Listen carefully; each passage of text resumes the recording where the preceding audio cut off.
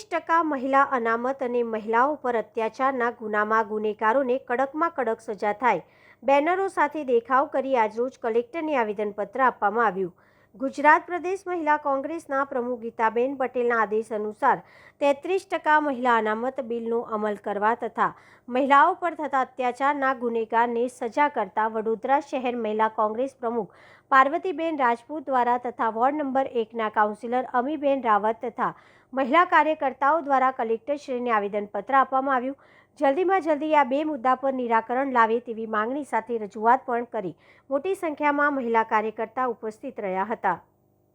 આજે અમારી માંગણી છે કે મહિલાઓને સંસદમાં ભારત દેશમાં જે 33% અનામત બિલ પાસ થયું છે એનું અમલીકરણ થતો નથી। એના માટે